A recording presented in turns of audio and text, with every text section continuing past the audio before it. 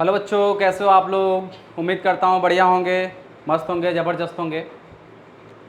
तो सबसे पहले आप सभी लोगों को नवरात्रि की हार्दिक शुभकामनाएं। आज के इस वीडियो में हम पढ़ने वाले हैं टीएमबी के बारे में। टीएमबी के हम डिटेल में टीएमबी के बारे में पढ़ेंगे। ये हमारे एग्ज़ाम के पॉइंट ऑफ व्यू से बहुत इंपॉर्टेंट टॉपिक हो जाता है। इससे हर साल क्वेश्चन बनते ही बनते हैं, ठीक है। तो ये आपके एग्ज़ाम के लिए बहुत इंपॉर्टेंट टॉपिक रहने वाला है। आप लोग इससे ध्यान से पढ़िएगा। आपके एग्जाम में इससे जरूर क्वेश्चन मिलेंगे, या तो आपको 7 नंबर के 7.5 नंबर के क्वेश्चन मिलेंगे, या तो आपको लॉन्ग में क्वेश्चन मिलेंगे, आपको 15 नंबर में लिखने को मिलेगा इसका आंसर, ठीक है। तो जिसमें आज हम इस टॉपिक में कवर करेंगे टीएमबी, टोबैको मोज़ेक वायरस क्या होते हैं, ठीक है। और इनके स्ट्रक्चर्स के बारे में पढ़ेंगे, इनके डिस्कवरी पढ़ेंगे, इनका रिप्लिकेशन ऑफ द टीएमबी पढ़ेंगे और जीनोम ऑर्गेनाइजेशन पढ़ेंगे, ठीक है। तो हम एक एक करके आज पढ़ेंगे। और ठीक है, तो चलिए हम स्टार्ट करते हैं। हम कुछ बेसिक बात करते हैं कि टीएमबी होता क्या है। हमने प्रीवियस लेक्चर में बात किया था कि टोबैको मोज़ेक जो वायरस होता है, ठीक है, टोबैको मोज़ेक वायरस या ये सबसे फर्स्ट प्लांट वायरस है जिसको डिस्कवर किया गया है, ठीक। और इसे सबसे पहले जो डिस्कवर किया था वो साइंटिस्ट डिमित्री इवानोव्स्की ने किया था 1892 में, ठीक है। इन्होंने क्या किया था, इन्होंने एक किसी इन्फेक्टेड टोबैको प्लांट्स के लीफ को लिया और उसका इन्होंने लीव्स का एक सैप प्रिपेयर किया, और उस सैप को फिर उन्होंने क्या किया कि फिल्टर पेपर से फिल्टर करके उसे हेल्दी प्लांट पे स्प्रे किया। कुछ समय बाद वो देखते हैं कि जो हेल्दी प्लांट्स था वो भी वायरस से इन्फेक्टेड हो जाता है, ठीक है। और सबसे पहले इसे जो क्रिस्टलाइज किया था उसे साइंटिस्ट स्टेनले ने इसे क्रिस्टलाइज और आइसोलेट किया था फर्स्ट टाइम, ठीक है। देन अगर हम इसके फीचर्स की बात करें, यानी कि जो टोबैको मोज़ेक जो वायरस होता है वो कैसा होता है, तो वो सिंगल स्टैंड आरएनए इसका जेनेटिक मटेरियल होता है, ठीक है, जो कि प्रोटीन कोड से घिरा होता है, क्योंकि जो वायरस होते हैं वो बेसिकली प्रोटीन और न्यूक्लिक एसिड से मिलकर बने होते हैं, ठीक है। देन सेकंड अगर हम बात करें तो ये जो किसी भी प्लांट्स को ना ये ब्रॉड लेवल पे इन्फेक्ट करते हैं, ठीक है। और ज़्यादातर ये सोलेनेसी के फैमिली वगैरह को इन्फेक्ट करते हैं, और जैसे कि टोबैको प्लांट्स को करते हैं, सोलेनेसी में जैसे कि पोटैटो हो गया, टोमेटो हो गया, इन सब प्लांट्स को ये ज़्यादातर इन्फेक्ट करते हैं। और ये जब किसी प्लांट्स को इन्फेक्ट करते हैं तो उसके जो सिम्टम्स होते हैं, प्रीवियस लेक्चर में सिम्टम्स हमने पढ़ा चुके हैं, तो वहाँ से आप लोग इसका वीडियो देख सकते हैं। तो उस पर कुछ ना कुछ सिम्टम्स ऐसे लक्षण दिखाई देने लगते हैं जिससे हमें ये पता चलता है कि जो हमारा प्लांट्स है वो इन्फेक्टेड है वायरस से, ठीक है। तो हम चलिए हम अपने टॉपिक पे चलते हैं,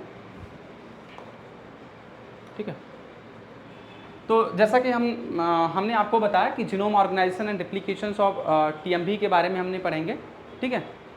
टीएमबी के बारे में हम पढ़ेंगे, जिसमें सबसे पहले हम इंट्रोडक्शन कुछ देखेंगे, ठीक है, और इसकी डिस्कवरी किसने की थी। देन नेक्स्ट है structure of the TMB. TMB का स्ट्रक्चर कैसा होता है, संरचना उसकी कैसी होती है, जीनोम ऑर्गेनाइजेशन उसका जीनोम उसका का ऑर्गेनाइजेशन कैसा होता है, और रिप्लिकेशन के बारे में पढ़ेंगे, ठीक है। तो सबसे पहले हम टीएमबी के बारे में बात करते हैं कि जो टीएमबी होता है उसका जो जेनेटिक मटेरियल, यानी कि ये positive sense single strand RNA virus होता है, ठीक है, वायरस स्पीसीज होता है जो बिलोंग करता है जीनस टोबैको वायरस से, ठीक है। ये क्या करता है कि इन्फेक्ट से wide range of the plants, ये प्लांट्स में एक ब्रॉड लेवल पे ये प्लांट्स को इन्फेक्ट करता है, यानी कि बहुत सारे प्लांट्स को ये इन्फेक्ट करता है, ये टीएमबी वायरस जो होता है। और स्पेशली जो होता है वो tobacco plants and other member of the Solanaceae, ठीक है, सोलेनेसी फैमिली के, और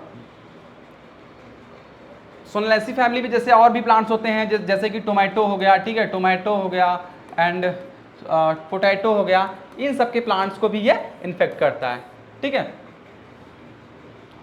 टीएमबी जो होता है क्या होता है कि positive single stand RNA species होता है जो कि टोबैको वायरस जीनस से बिलोंग करता है, और ये ब्रॉड लेवल पे प्लांट्स को इन्फेक्ट करता है। और जो नेक्स्ट इसका पॉइंट्स है वो है ये है कि ये जो टोबैको प्लांट्स को और स्पेशली सोलेनेसी फैमिली को इन्फेक्ट करता है, ठीक।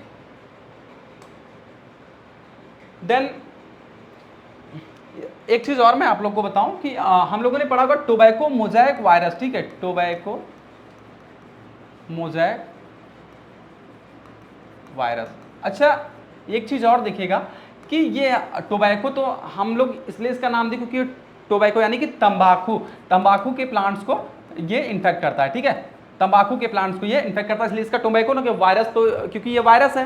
देन मोज़ेक हम लोग क्यों इसका नाम दिए, जब कोई टोबैको मोज़ेक वायरस किसी प्लांट्स को इन्फेक्ट करता है तो जो प्लांट्स की लीफ होती हैं, ठीक है, जो प्लांट्स की लीफ होती है बेसिकली, ठीक, ये जो प्लांट्स की लीफ है, ठीक है, इस पे क्या होता है कि मोज़ेक लाइक्स पैटर्न्स बन जाते हैं, ठीक है, मोज़ेक लाइक्स पैटर्न बन जाते हैं यहाँ पे ऐसे, जिसमें क्या होता है कि जो हमारा क्लोरोफिल्स होता है, वहाँ का क्लोरोफिल जो होती है वहाँ पे डेड कर जाती है, यानी डिसकलरेशन हो जाता है, वहाँ के क्लोरोफिल्स होता है वो हट जाती है, ठीक है। तो यहाँ पे क्या होता है कि एक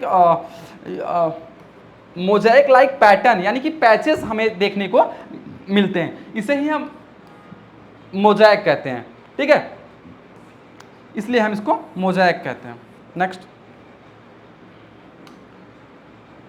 अगर हम टीएमबी की डिस्कवरी की बात करें तो हमने आप लोगों को पहले ही बताया है कि जो ये फर्स्ट प्लांट वायरस है टीएमबी, ठीक है, ये सबसे पहला प्लांट वायरस है जिसको खोजा गया, और इसको सबसे पहले जो खोजने वाले साइंटिस्ट थे, रशियन साइंटिस्ट थे, वो डिमिट्री इवानोवस्की थे। कौन था? डिमिट्री इवानोवस्की थे, जो कि 1892 में इसकी खोज की थी, ठीक है। इनका एक्सपेरिमेंट के बारे में हमने बताया कि इन्होंने कैसे इसको खोज किया था। और जो स्टेनले, WM स्टेनले 1935 में क्या किया था कि फर्स्ट टाइम इसको आइसोलेट किया था, ठीक है, first time isolate and crystallize. Crystallize मतलब क्या होता है कि हम किसी भी प्लांट वायरस को, यानी इस तरीके के वायरस को, टीएमबी के वायरस को हम क्रिस्टल के फॉर्म में हम कई सालों तक रख सकते हैं, यानी कि जब इन्हें हम होस्ट सेल के बाहर क्रिस्टल फॉर्म में रखते हैं तो ये इनएक्टिव फॉर्म में रहते हैं, लेकिन इन्हें 10 से 20 साल या 5 साल बाद जैसे हम किसी होस्ट या लिविंग सेल में इंटर कराते हैं वो एक्टिव हो जाते हैं, ठीक है। कोई भी वायरस वो तब तक इनएक्टिव फॉर्म में रहता है जब तक किसी होस्ट सेल के अंदर नहीं होता, ठीक है। देन जो वायरस टर्म है, ठीक है, वायरस ये सबसे पहले दिया किसने था? टोबैको मोज़ेक वायरस, ठीक है भैया, टोबैको टोमेटो प्लांट्स में हुआ था इसलिए इसको टोबैको के प्लांट में हुआ था इसलिए टोबैको बोल दिया। मोज़ेक इसलिए क्योंकि पैचेज हमें मिल जाते हैं, ठीक है, मोज़ेक लाइक पैटर्न पैचेज जहाँ पे क्लोरोफिल का डिस्कलरेशन हो जाता है, ठीक है। और वायरस जो सबसे पहले दिया था वो किसने दिया था? बेजरिंग ने 1898 में दिया था, ठीक है। इन्होंने सबसे पहला टर्म वायरस जो है इन्होंने ही दिया था, ठीक है। ये समझ में आ गया आप लोगों को? डिस्कवरी, इसकी हिस्ट्री, एक छोटी सी इसकी हिस्ट्री के बारे में हम पढ़ लेते हैं। आपके एग्जाम में अगर ये क्वेश्चन पूछता है कि टीएमबी क्या हो, मतलब टीएमबी के रिप्लिकेशंस या फिर टीएमबी का आपसे स्ट्रक्चर भी पूछ सकता है, आपसे पूछ सकता है कि टीएमबी का जीनोम ऑर्गेनाइजेशन आप बताइए। अगर लॉन्ग में क्वेश्चन पूछेगा तो आपसे रिप्लिकेशन, स्ट्रक्चर और तीनों मिलाकर पूछेगा 14 नंबर में। अगर आपको शॉर्ट नोट्स में पूछता है तो या तो आपसे स्ट्रक्चर पूछ लेगा, इससे क्वेश्चन बनना ही बनना आपके एग्जाम में है, ठीक है। ये बहुत इंपॉर्टेंट टॉपिक हो जाता है, ठीक है, बहुत इंपॉर्टेंट टॉपिक हो जाता है आपके एग्जाम के पॉइंट ऑफ व्यू से, तो आपको इसको अच्छे से पढ़ना है, ठीक है। देन ये तो हिस्ट्री के बारे में हमने थोड़ी सी डिस्कवरी पढ़ ली। अब हम बात करेंगे कि जो ये टीएमबी जैसे मैंने यहाँ पे लिखा है, ठीक है, जिस फॉर्म में नोट्स आप लोगों को प्रोवाइड करा दूंगा, पीडीएफ फॉर्म में आपको नोट्स मिल जाएंगे, ठीक है, आपको लिखने की यहाँ जरूरत नहीं है, बस आप लोग समझिए ध्यान से। नेक्स्ट, जैसे हमने लिखा है वैसे आप अपने एग्जाम में इसको फॉलो कीजिएगा, ठीक है।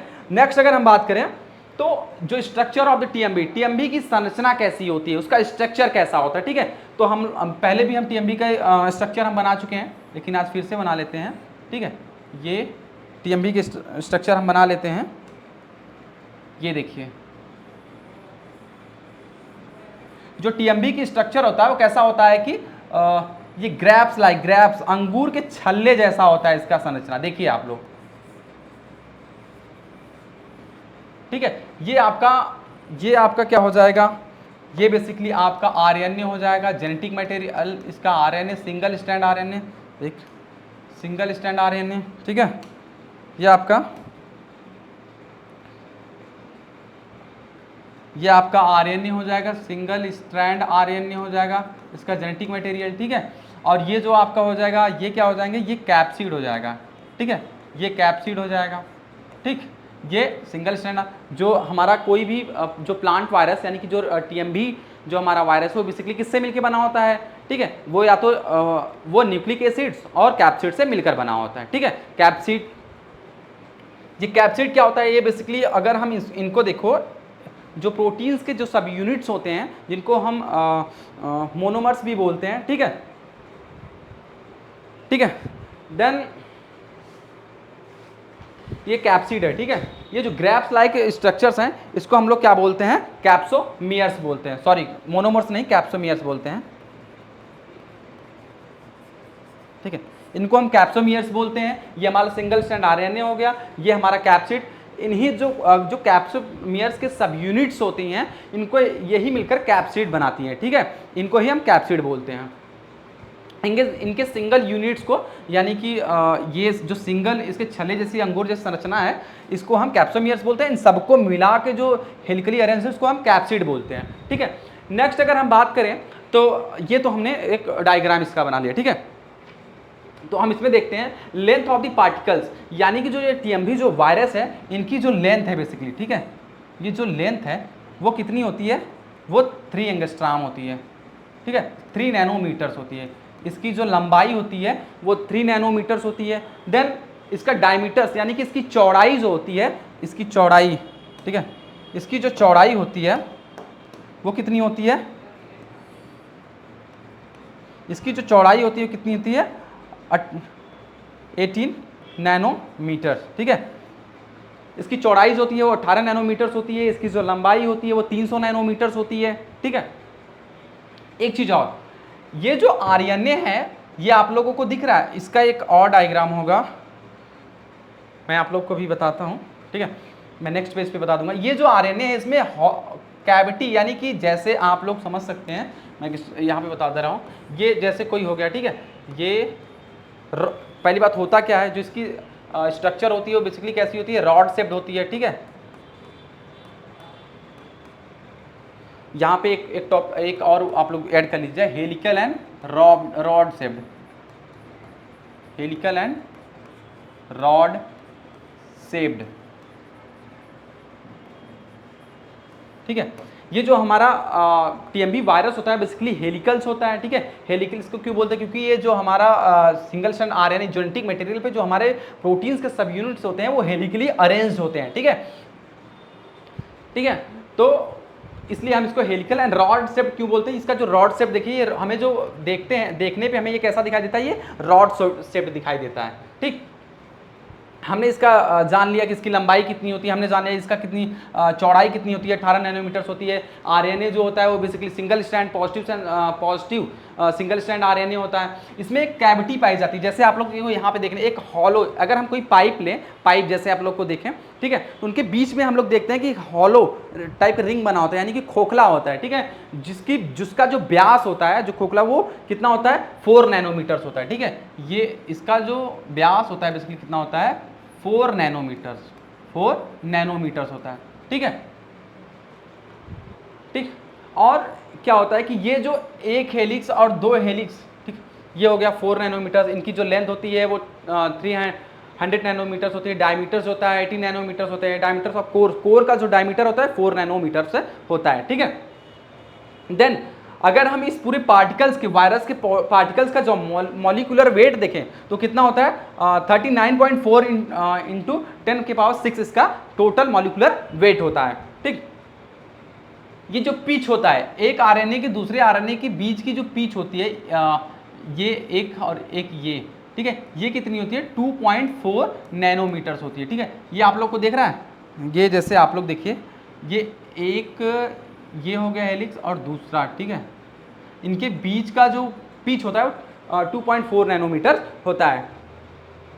बेसिकली ये जो नंबर ऑफ द न्यूक्लियोटाइड्स होते हैं वो कितने होते हैं, 6390 न्यूक्लियोटाइड से मिलकर बने होते हैं। ये जो हमारा आरएनए होता है बेसिकली किससे मिलकर बना होता है, न्यूक्लियोटाइड से मिलकर बना होता है। और इसमें एक वायरस के पार्टिकल्स को जो बनने में कितने न्यूक्लियोटाइड्स लगते हैं, यानी कि 6390, लगभग 6400 न्यूक्लियोटाइड से मिलकर बना होता है। ठीक है, और इस पूरे पार्टिकल्स को बनने में, यानी जो भी ये वायरस का जो पार्टिकल्स है इसके बनने में जो आरएनए का जो भाग होता है, यानी कि आरएनए, इन पूरे पार्टिकल्स को बनने में आरएनए कितने परसेंट है इसका, ठीक है, तो 5%, सिर्फ 5% जो कंस्टिट्यूएंट्स है वो आरएनए का है, ठीक है, और जो 10 बाकी का जो 95% है वो किससे मिलकर बना होता है, प्रोटीन कोट से मिलकर बना होता है, ठीक है, वो प्रोटीन कोट से मिलकर बना होता है, ठीक है।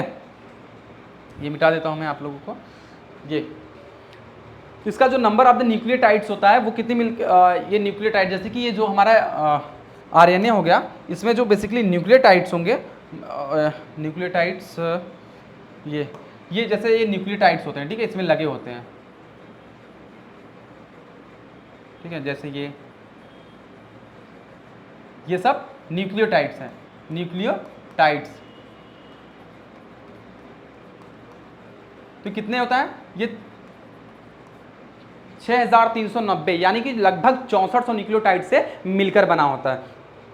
हमने बता दिया कि जो आरएनए का परसेंटेज होता है 5% आरएनए होता है, ठीक है, और 95% वो किससे मिलकर बना होता है, सॉरी यहाँ पे मिस्टेक हो गया, यहाँ पे आरएनए नहीं बल्कि सॉरी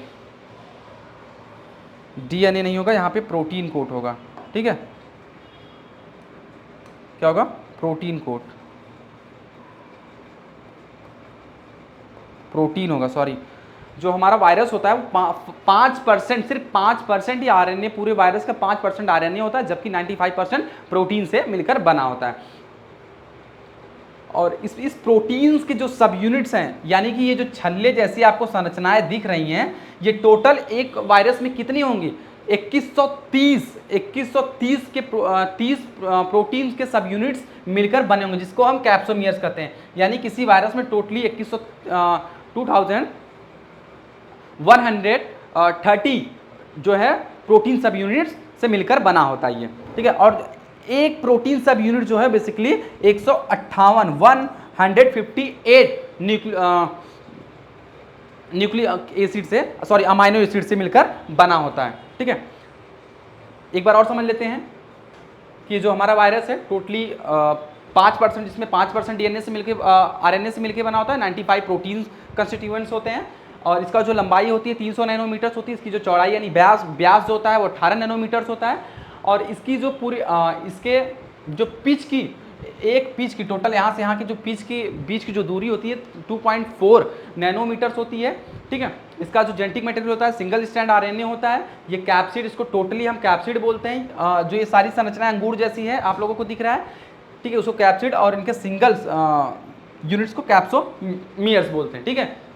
जो हमारा सिंगल स्ट्रैंड आरएनए है वो लगभग 6400 न्यूक्लियोटाइड से मिलकर बना होता है, ठीक है। ये एक हॉलो, जो एक इसके बीच में एक हॉलो संरचनाएं पाई जाती है, ठीक है, एक कोर जैसी संरचना पाई जाती है जिससे पाइप में मिलती है, ठीक है। जैसे अगर हम ऐसे देखें तो बीच में हॉलो संरचना पाई जाती है, उसका जो व्यास होता है वो 4 नैनोमीटर होता है, ठीक है। ये देखिए, जैसे मैंने कहा कि रॉड शेप्ड होती है, तो ये रॉड शेप्ड है, कैसी है, रॉड शेप्ड, ठीक है, ये रॉड शेप्ड संरचना है, ठीक है। ये कैसी है, ये हेलिकल स्ट्रक्चर है, हेलिकल स्ट्रक्चर है, ठीक है, ये हेलिकल स्ट्रक्चर है। आप लोग को समझ में आ गया स्ट्रक्चर ऑफ द टीएमबी। आप अपने एग्जाम में अगर आपकी ये आता है स्ट्रक्चर ऑफ टीएमबी, आप एक ऐसा एक अच्छा से सुंदर सा डायग्राम बनाएंगे, ठीक है। आप कलरफुल पेन का यूज कर सकते हैं, लेकिन ध्यान रहे आप लोग रेड और ग्रीन पेन का यूज ना करें, ठीक है। एक अच्छा सा सुंदर सा डायग्राम बनाइएगा। देन स्ट्रक्चर के अगर आप नहीं लिखना चाहते हैं डिटेल में, यानी कि आप थ्योरेटिकल नहीं लिखना चाहते, आप पॉइंट टू पॉइंट करके एकदम सेम डिटेल में ऐसे लिख सकते हैं, ठीक है। आप एग्जाम में बहुत अच्छे मार्क्स गेन करेंगे, ठीक है। ये तो हमने स्ट्रक्चर के बारे में देख लिया, ठीक है, समझ में आप लोगों को। नेक्स्ट हम बात करेंगे टोबैको मोज़ेक वायरस के जीनोम ऑर्गेनाइजेशंस के बारे में, कि उसका जीनोम ऑर्गेनाइजेशंस कैसा होता है। हम लोगों ने मैं आप लोगों को बार बार बताते आ रहा हूँ कि जो टोबैको मोज़ेक वायरस होता है उसका जो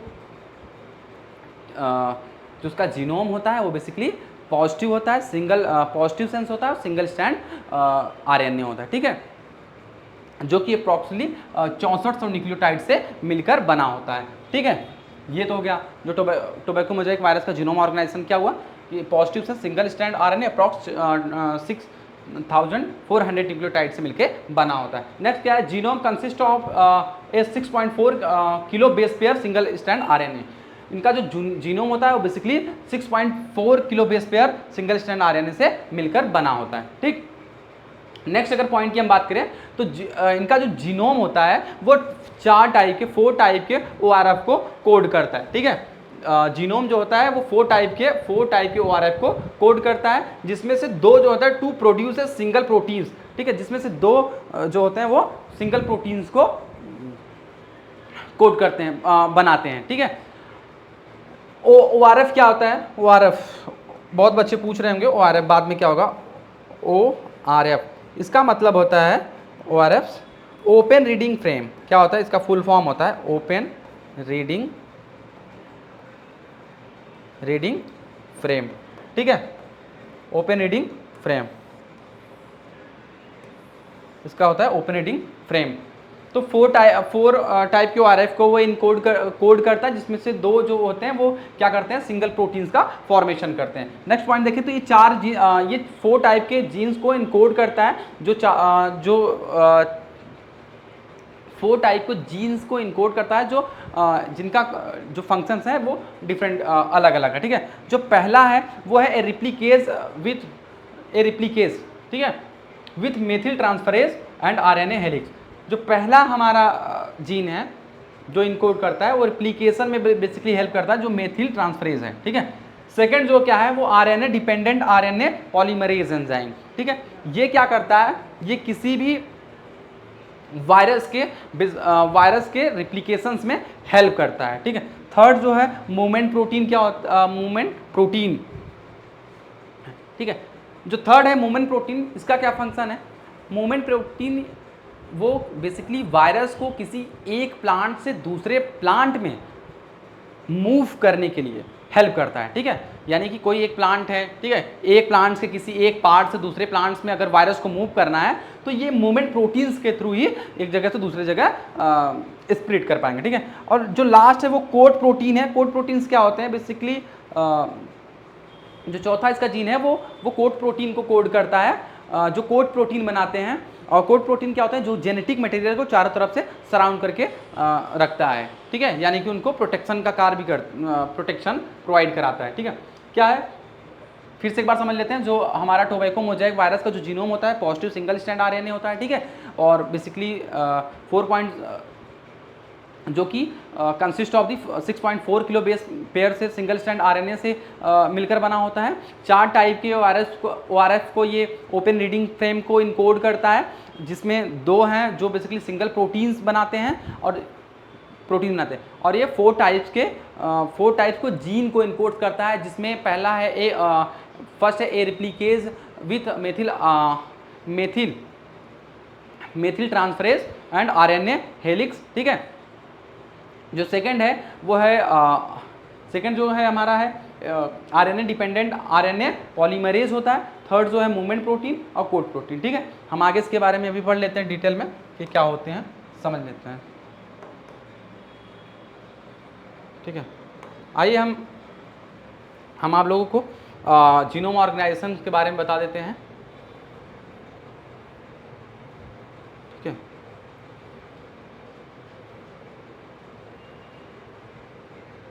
ठीक, ये देख रहे हैं आप लोग, विजिबल है? हाँ,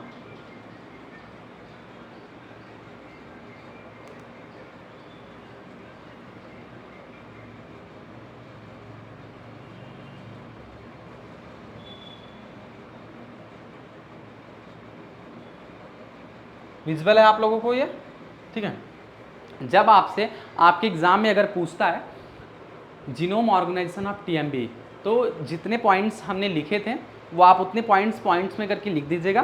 देन आपको ये डायग्राम बना देना है, ठीक है, आपको ये फ्लो चार्ट बना देना है और आपको एग्ज़ाम में फुल मार्क्स मिल जाएंगे, ठीक है, अच्छे मार्क्स मिलेंगे। देखिए हमने जैसे आप लोगों को बता चुका है कि ये 4 टाइप्स के ORF को कोड करता है। देखिए यहाँ पे लिखा है 4 टाइप से वो कौन कौन से ORF है। ORF 1 हो गया, ठीक है, देखिए,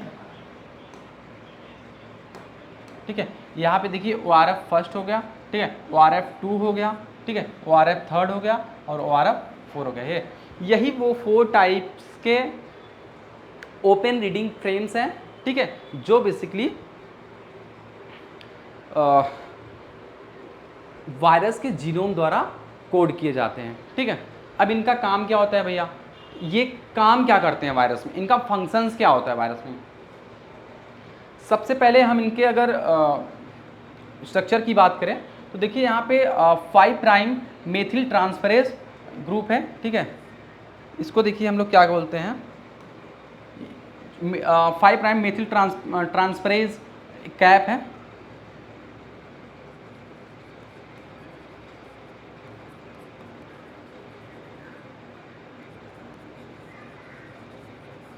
मेथिल ट्रांसफरेज कैप होता है, ठीक है। और ये जो 3 प्राइम दो एक side 5 prime methyl transferase cap present होता है, ठीक है। जो सेकेंड हमारा होता है वो दूसरा क्या होता है, 3 प्राइम होता है, ठीक है। इसको हम लोग tRNA, इस पर क्या होता है tRNA लाइक स्ट्रक्चर्स प्रेजेंट होते हैं, ठीक है। जो 3 प्राइम होता है इस पर tRNA लाइक स्ट्रक्चर्स प्रेजेंट होते हैं। ORF फर्स्ट की अगर बात करें तो हम ये होता क्या है बेसिकली एक 126 किलो डाल्टन के प्रोटीन बनाता है, ठीक है, इनकोड करता है। भैया 126 किलो डाल्टन के प्रोटीन्स को बनाया, तो ये प्रोटीन्स बेसिकली क्या होते हैं, एक तरीके के एंजाइम्स होते हैं, ठीक है। ये प्रोटीन्स या एंजाइम इनकोड्स के करता है। एंजाइम्स के ये प्रोटीन्स जो इनकोड होते हैं, इनकोड किए जाते हैं, वो बेसिकली एक एंजाइम्स के फॉर्म में होते हैं जो किसी भी वायरस को उसके रिप्लिकेशंस के समय इसको हेल्प करते हैं, ठीक है। देन अगर हम ORF2 की बात करें, इसको हम लोग क्या बोलते हैं, इसको हम लोग बोलते हैं कि RNA dependent replicase dependent RNA polymerase, ठीक है। RNA डिपेंडेंट RNA पॉलीमरेज इसको बोलते हैं हम लोग, ठीक है, RDRP। यहाँ पे देखिए जो हमने कहा ना पहला यहाँ पे था, देखिए जो पहला कहाँ गया, हाँ ये देखिए 4 जीन्स इनकोडेड होता है विद मेथिल जिसको हम पहला मेथिल ट्रांसफरेज बोलते हैं, हेलिकेज RNA। और जो सेकेंड होता है वो ORF2 होता है, वो बेसिकली 183 किलो डाल्टन यानी 183 किलो डाल्टन्स के प्रोटीन को इनकोड करता है। ये भी एक एंजाइम फॉर्म में होता है, ये भी बेसिकली क्या करता है, एक रिप्लिकेशंस में बेसिकली हेल्प करता है, ठीक है। अगर हम ORF थर्ड की बात करें तो ORF थर्ड जो होता है वो ORF जो थर्ड होता है वो बहुत बेसिक होता है। ये सबसे 36 ये क्या करता है कि 13 ये क्या करता है 13 यहाँ पे कहीं लिखा नहीं, हाँ ये 13 किलो डाल्टन, ठीक है, ये 13 किलो डाल्टन के प्रोटीन्स को इनकोड करता है, जिसको हम बेसिकली क्या कहते हैं, मूवमेंट प्रोटीन्स कहते हैं, ठीक है। ये इसका क्या फंक्शन होता है, ये जो ORF थर्ड है उसने क्या किया, एक तरीके का जीन है, वो क्या किया 13 किलो डाल्टन्स के प्रोटीन का प्रोडक्शन किया, ठीक है। अब ये 13 किलो डाल्टन्स क्या करेंगे, ये प्रोटीन्स को ही हम मूवमेंट प्रोटीन्स कहते हैं, यानी कि मूवमेंट प्रोटीन्स भी बोलते हैं, ठीक है। इनको हम क्या बोलते हैं, मूवमेंट प्रोटीन, ठीक है। थर्ड ORF थर्ड जो उसको हो गया, ठीक है। यहाँ पे देखिए मूवमेंट प्रोटीन यानी कि MP बराबर मूवमेंट,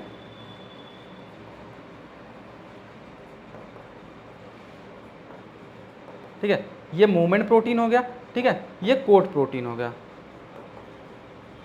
तो जो ORF थर्ड है उससे 13 किलो डाल्टन्स के प्रोटीन बनता है, ठीक है, कोड करता है, जिसे हम मूवमेंट प्रोटीन कहते हैं। अब इस प्रोटीन का फंक्शंस क्या होता है, ये प्रोटीन बेसिकली वायरस को एक जगह से दूसरे जगह जाने में यानी कि मूवमेंट करने में बेसिकली हेल्प करते हैं। मान लीजिए कोई प्लांट्स है, उसका एक लीफ इन्फेक्टेड है, अब एक लीफ से दूसरे लीफ को वायरस को जाना है, तो वो इन्हीं मूवमेंट प्रोटीन्स का यूज करके दूसरे प्लांट्स के पार्ट में या फिर किसी स्टेम में अपने आप को ट्रांसफ़र करेगा, ठीक है। अब ORF थर्ड क्या होता है, ORF third open reading frame 4 क्या होता है, ये बेसिकली इससे क्या होता है, ये सबसे छोटा प्रोटीन यानी कि ये 7.5 किलो डाल्टन, ठीक है, किलो डाल्टन्स के प्रोटीन को ये इनकोड करता है, यानी कि ये जो है 17.5 किलो डाल्टन के प्रोटीन का बनाता है, जो बेसिकली हेल्प करता है किसमें, कोट प्रोटीन, किसी भी वायरस के कोट प्रोटीन में बनाने के लिए यही ORF4 जो होता है वही जिम्मेदार होता है, ठीक है। इसी के थ्रू यही जो प्रोटीन बनाता है, इसकी वजह से कोट प्रोटीन बनता है। फिर से हम लोग एक बार समझ लेते हैं इसको।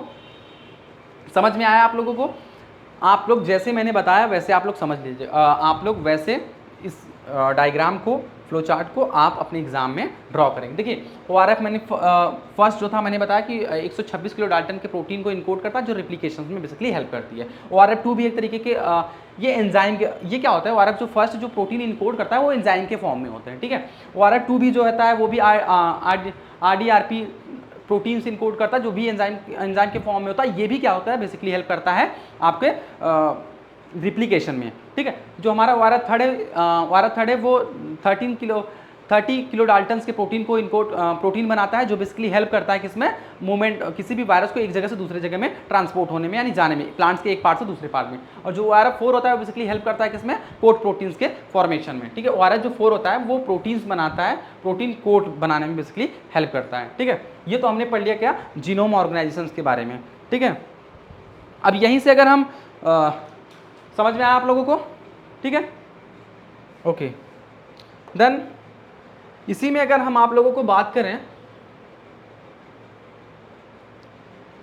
रिप्लिकेशन क्या होता है किसी भी वायरस का। देखिए अगर कोई वायरस किसी प्लांट में इंटर करता है, ठीक है, और इंटर करके वो कैसे अपनी संख्या को बढ़ाता है, रिप्लिकेशन यानी कि कैसे रिप्लिकेट करता है और अपनी संख्या को ज़्यादातर बढ़ाता है, ठीक है। तो हम सबसे पहला जो पॉइंट होता है, हम बेसिक आप लोगों को बता दे रहे हैं।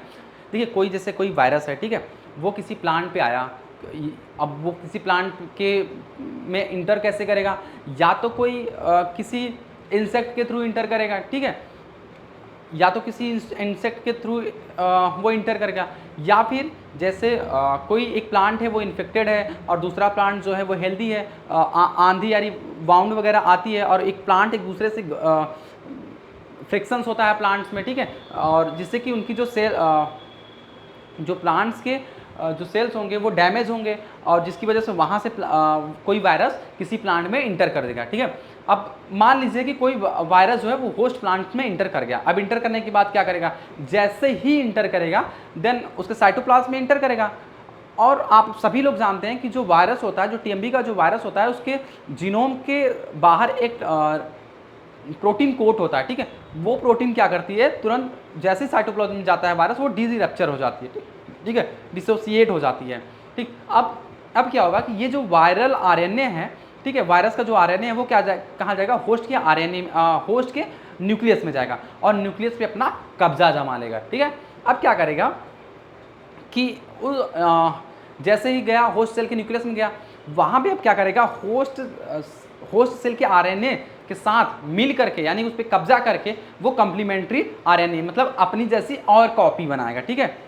अब और कॉपी करेगा, वहाँ पे रिप्लिकेशंस होगा। और रिप्लिकेशंस कैसे होगा, रिप्लिकेट कैसे का, जो भी होस्ट सेल में जो भी RNA पॉलीमरेज, ट्रांसक्रिप्टेज एंड ये सब एंजाइम प्रेजेंट होते हैं, उन्हीं एंजाइम का यूज करके क्योंकि उन पे कब्जा कर लिया रहेगा, अब उनकी चीज़ों को अपने तरफ, जैसे होता नहीं कोई चीज़ है किसी का कोई चीज़ है, कह दो भैया नहीं ये मेरा है, अब आज से मेरा है, मैं आज इंस्टीट्यूट में आज से मैं पढ़ाऊंगा, ठीक, मतलब दूसरे की चीज़ों पे कब्जा करके उस पर अपना हक जताना, ठीक। वायरस भी उसी तरीके से क्या किया, अब उसके न्यूक्लियस में गया, उसके RNA से मिल करके उसके पूरे सिस्टम को या न्यूक्लियस को अपने में कब्जा कर लिया। अब वहाँ पर अपनी कॉपी बढ़ाने लगा, अपने RNA की रिप्लिकेशन करने लगा, ठीक है।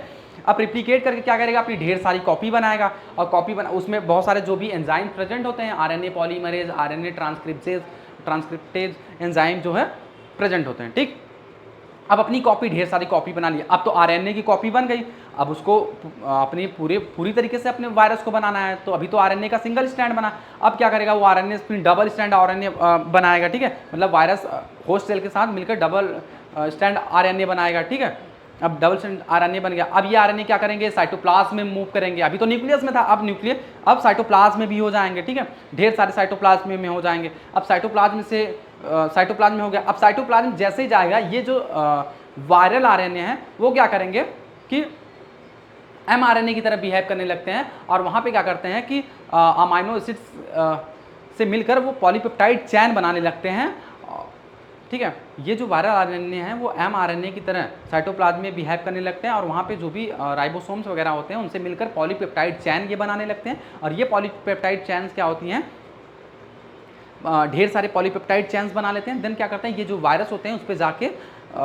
ये पॉलीपेप्टाइड चैन बन गई। अब ये पॉलीपेप्टाइड चैन क्या होगा कि पॉलीपेप्टाइड चैन से हम ढेर सारे पॉलीपेप्टाइड चैन मिलकर प्रोटीन कोड्स बना लेंगे। अब ये प्रोटीन कोड्स क्या होंगे, धीरे धीरे उस वायरस के पर जाके असेंबल होने लगेंगे, ठीक है, बाइंड करने लगेंगे, चारों तरफ से इसको घेरने लगेंगे, हेलिकली अरेंज होने लगेंगे। फिर उसके बाद क्या होगा कि एक पूर्ण रूप से पूरी तरीके से जब अरेंज हो जाएगा तो एक पूर्ण वायरस पूरी तरीके से कंप्लीट वायरस बन जाएगा। और ये जब कंप्लीट वायरस बन जाएगा तो ये फिर रेडी हो जाता है किसी दूसरे प्लांट या फिर किसी दूसरे होस्ट को इन्फेक्ट करने के लिए, ठीक है। ये तो पूरा ओवरव्यू था हमारा रेप्लिकेशन ऑफ टीएमबी। तो हम इसको भी देख लेते हैं, आप लोगों को बता देते हैं कि फ्लो चार्ट के थ्रू में हम लोग आप इसको बता देते हैं।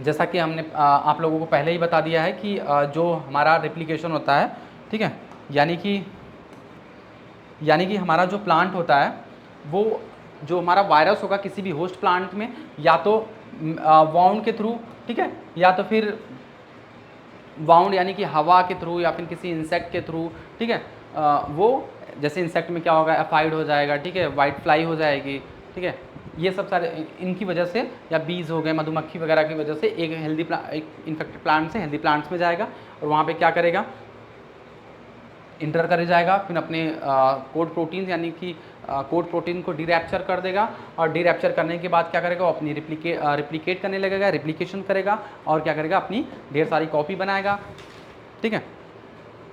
मैं आप लोग को बताता हूँ, ये आपको फ्लो चार्ट के माध्यम से आप लोग को समझाने की कोशिश कर रहा हूँ।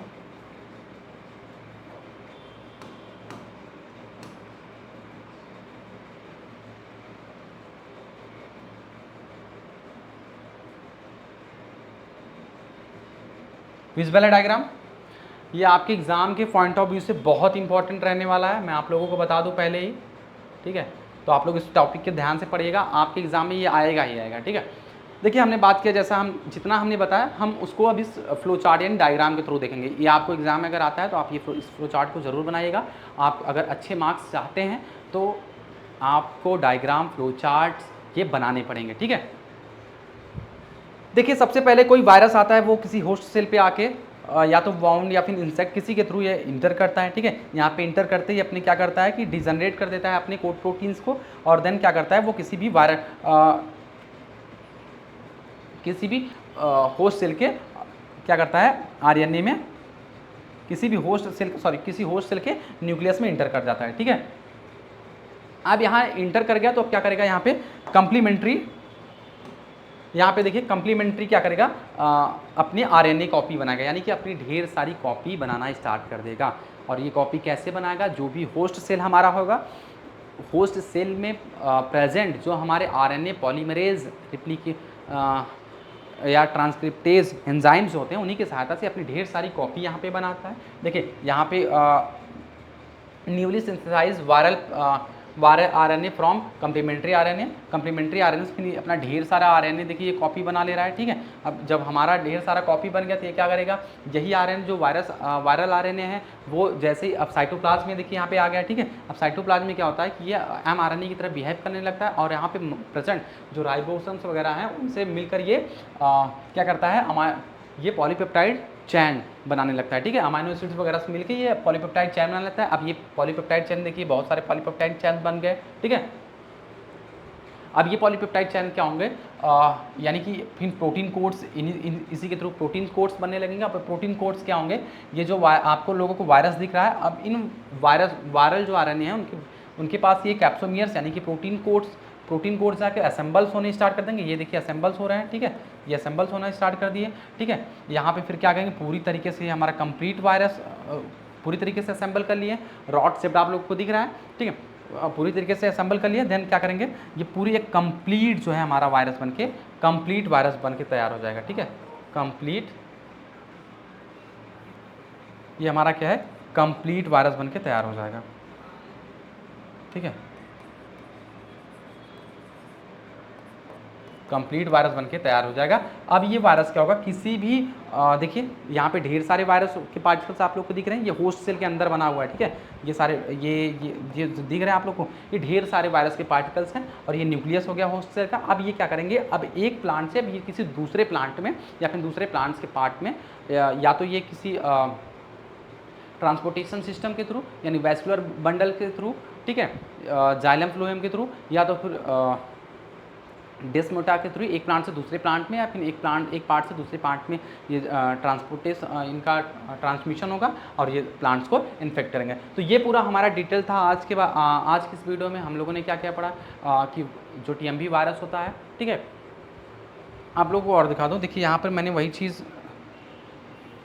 चीज़ मैंने आप लोगों को यहाँ पे भी बताई है। ये देखिए यही चीज़ है, virus RNA virus replicate tobacco mosaic virus. सबसे पहले एंट्री होगा, ठीक है, सबसे पहले एंट्री होगी, क्या होगा, फिर देन वो अपने जो भी प्रोटीन कोड्स होगा उसको अनकोटिंग होगी उसकी, फिर ट्रांसलेशन होगा एंड रिप्लिकेशन होगा, यानी कि प्रोटीन रिप्लिकेट करेगा अपनी RNA को, जो वायरल RNA है ढेर सारे रिप्लिकेशंस करके RNA के स्ट्रैंड्स बनाएगा। ठीक है, अपने जैसे और भी RNA बनाएगा रिप्लिकेट करके रिप्लिकेशंस के थ्रू। देन क्या होगा, सिंथेसिस कोड प्रोटीन्स बनेंगे। यहाँ पे बताया आप लोगों को कि जो पॉलीपेप्टाइड चैन्स होते हैं, ठीक है, उनके बाद क्या बनता है आप लोगों का, कोड प्रोटीन्स होता है। और ये कोड प्रोटीन्स जो होते हैं वो बेसिकली क्या होते हैं, न्यूक्लिक एसिड्स पे यानी कि जो जेनेटिक मटेरियल उस पर जाके असेंबल हेलिकली अरेंज होने लगते हैं और असेंबल होकर कंप्लीट एक वायरस को कंप्लीट वायरस को बनाते हैं। ठीक है, हम तो आज की वीडियो में हमारा इतना ही था, जैसा कि आप लोग देख चुके। देखिए हम लोगों ने आज का क्या क्या पढ़ा। ठीक है, वायरस की introduction, discovery, structure of virus, TMB, genome organisation and replications पढ़ा। ठीक है, उसमें हम लोगों ने पढ़ा कि ये देखिए TMB टोबैको मोज़ेक वायरस के बारे में पढ़ा, इसका एक थोड़ा सा बेसिक पढ़ा हम लोगों ने, जाना उनके बारे में क्या होता है। ठीक है, फिर उसकी डिस्कवरी के बारे में पढ़ी हम लोगों ने कि सबसे पहले किसने, हिस्ट्री के बारे में हमने जाना। ठीक है, जो नेक्स्ट है फिर उसके स्ट्रक्चर के बारे में हम लोगों ने पढ़ा। ठीक है, कैसा इसका स्ट्रक्चर्स होता है और इसमें क्या क्या पार्टिकल्स किससे मिलकर ये बना होता है बेसिकली। ठीक है, जो नेक्स्ट है स्लाइड्स में हमने उसके जीनोम ऑर्गेनाइजेशन के बारे में पढ़ा कि पॉजिटिव सिंगल स्टैंडर्ड होता है। ठीक है, 4 वायरस को कोड करता है, 4 टाइप्स के यहाँ पे जीन्स इनकोड किए जाते हैं। ठीक है, और ये आप लोगों को जो PDF नोट्स हैं वो आप लोगों को मैं प्रोवाइड करा दूंगा, आप लोगों को ये मैं डलवा दूंगा। ये आप लोगों को मैंने दिखाया था, ये स्ट्रक्चर होगा जो हम लोगों ने पैचेस बताए थे। ये देखिए आप लोगों को दिख रहा है, ये पैचेस जैसे मोज़ेक लाइक पैचेस पैटर्न्स आपको किसी प्लांट्स के लिख में मैं बड़ा कर दूँ, सॉरी, ये देखिए मोज़ेक लाइक पैचेस आप लोगों को इसमें देखने को मिलते हैं। ये नोट्स मैं आप लोगों को भिजवा दूंगा। ठीक है, और अगर आप लोग को वीडियो पसंद आए तो ज़रूर आप लोग लाइक, शेयर एंड चैनल को सब्सक्राइब कीजिएगा। और ठीक है, फिर अगले सेशन में हम लोग एक नए टॉपिक के साथ मिलेंगे। ठीक है, और जो आपके एग्ज़ाम के पॉइंट ऑफ व्यू से बहुत इंपॉर्टेंट रहने वाला है। ठीक है, मैं आप लोग को ये PDF भिजवा दूंगा। ठीक है, तो थैंक यू स्टूडेंट्स।